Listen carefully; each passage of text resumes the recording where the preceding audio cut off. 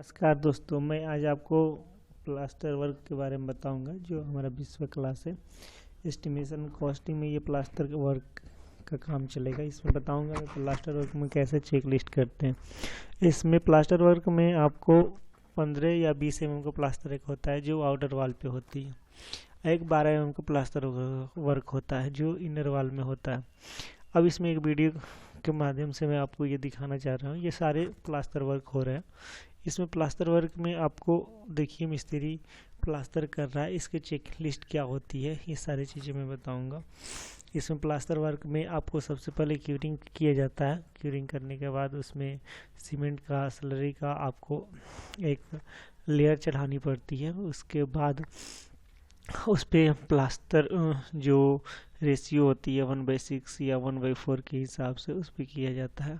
कहीं कहीं पे आपको जब भी चीज़ होती है ये चीज़ें चिकन मैश भी लगाने पड़ते हैं कहीं कहीं पे, जहाँ पे आपको कंडक्टिंग पाइप हो रखी है। देखिए यहाँ पे कंडक्टिंग पाइप हो रखी है, उसकी चिकन मैश लगा रखे हैं।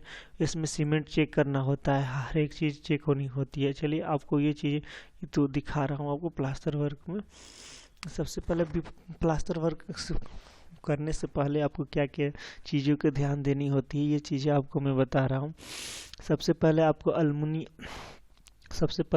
आपको अल्मुनियम का जो टेम्पर ओपनिंग हो या कहीं पे इलेक्ट्रिक होल हो, वो सारी चीज़ें आपको अवेलेबल है कि नहीं है, कवर किया गया है कि नहीं किया गया, ये सारी चीज़ें आपको चेक करनी होती है। उसमें फिर block has been cured 7 day dry before plaster starting, मतलब कि जितने भी अगर ब्लॉक से अगर हम प्लास्टर करते हैं अगर तो उसको 7 दिन से पहले आपको उसको क्यूरिंग हुई है कि नहीं होगी, ये भी चीज़ देखनी पड़ती है। फिर उसमें अगर 12 mm का प्लास्टर हो रहा है तो उसका थिकनेस 12 mm है कि नहीं है, ये अगर अंदर में इनर वॉल में है तो उतना है कि नहीं, ये सारी चीज़ें चेक करनी होती है। फिर उस प्लास्टर वर्क में 8 इंच का वाइड अगर before plaster on the junction between concrete and masonry surface with steel needs wooden plank and nails instrument plaster and curing minimum 3 days before अगर कोई लकड़ी का चीज़ है, अगर मशीनरी चीज़ है तो 3 दिन पहले क्यूरिंग हुई है कि नहीं की है। 8 mm से वाइड होती कि नहीं हुई, ये सारी चीज़ें चेक करनी पड़ती है। उसमें प्लास्टर का सरफेस क्लियरेंस है कि नहीं, स्मूथ है कि रफ है या स्मूथ है, ये सारी चीज़ें चेक करनी होती है। फिर इसमें do not plaster for the thickness of more than 15 mm. In case required, the plaster should be too good. The first layer applied should be cured of a day applied a substance coat। मतलब इसमें plaster कभी भी 15 mm से ज़्यादा नहीं करना चाहिए। अगर 2 कोट में हो रहा है तो 2 कोट में कीजिए, मगर 15 mm से ज़्यादा करने पर क्या होगा, प्लास्टर और झड़ जाते हैं। और सीमेंट भी चेक करना पड़ता है कि वो 90 दिन से पहले है कि नहीं है। और 90 दिन से अगर ओल्ड होगा तो उसका कभी भी यूज नहीं करना चाहिए। सैंड आपको सिल्ट कंटेंट है कि नहीं, 6% से ज़्यादा अगर मॉइस्चर है, चाहे उसमें सॉइल मिक्स है, तो ये सारी चीज़ें चेक करनी होती है।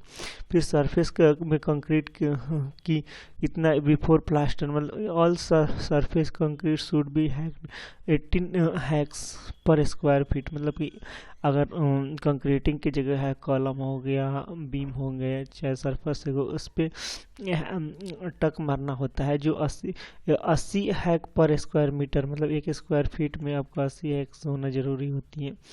फिर चेक लिस्ट ड्यूरिंग प्लास्टर, मतलब जब प्लास्टर हो रहा है तो उससे पहले उसको चेक करना यह भी ज़रूरी होता है। उसमें all surface must be prevent of option of work for plaster, मतलब आपको प्लास्टर वर्क करने से पहले उसमें पूरी तरीके से वाटर का क्यूरिंग हुई कि नहीं है, ये सारी चीज़ हो सकती है। Mix been generally 1/4 for ceiling and 1/6 for wall plaster, मतलब कि सीलिंग में, कॉलम में, बीम में और आपको सीलिंग में 1/4 का रेशियो लगानी पड़ती है।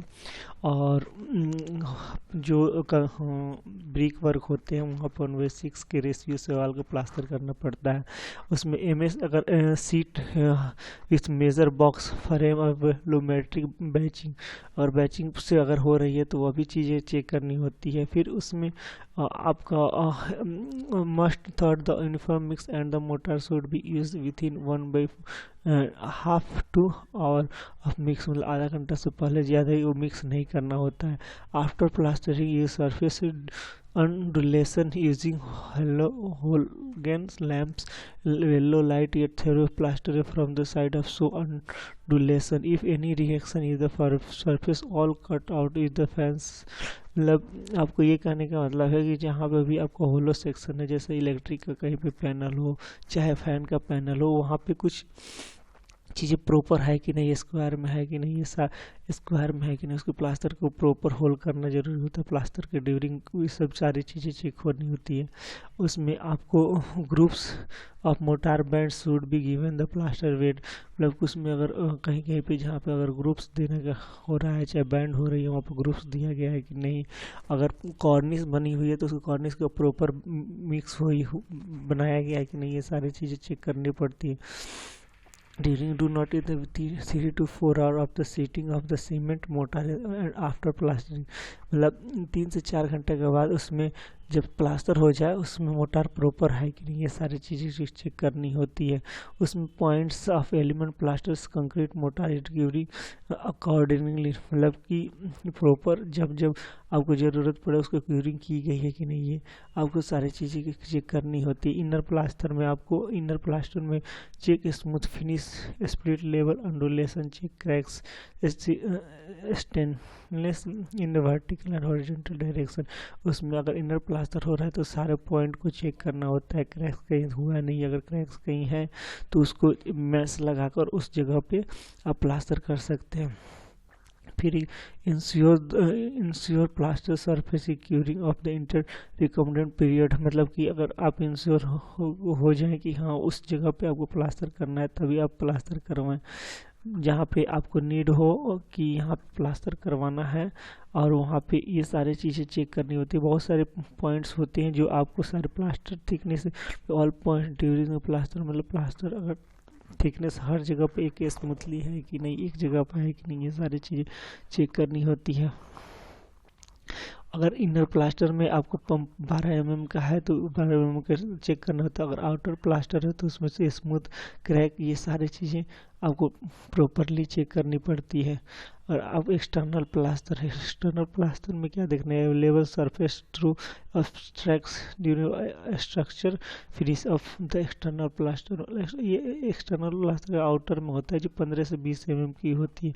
उसमें सारे अंडुलेशन है तो उसको प्रॉपर अगर प्लास्टर करें तो प्रॉपर सरफेस मिल रहा है कि नहीं। उसमें 2-3 चीज़ें और चीज़ें साहुल और पंटी में ये दोनों चीज़ें चेक करनी होती है, और साहुल में है कि नहीं है, ये चीज़ें आपको चेक करनी होती है। आपको मैं एक चीज़ दिखा रहा हूँ आपको जिसमें ये भंटी के इस्तेमाल किया हुआ वीडियो के माध्यम से आपको उसमें इसमें फंटी का इस्तेमाल किया गया है कि नहीं, ये सारे देखिए। अगर वीडियो में ये दिखा रहा हूँ इसका लेबलिंग और क्या चेक, लेबलिंग जरूरी देखिए। फंटी ये मिस्त्री लगा रहा है, इस फंटी को प्रॉपर है कि नहीं, इस चीज़ भी चेक करनी होती है। अगर फंटी में नहीं है, साउल में नहीं है तो यह भी, तब फिर आपको अगर पेंट करना है तो उसमें बहुत सारे पेंट के इस्तेमाल किया जा सकता है।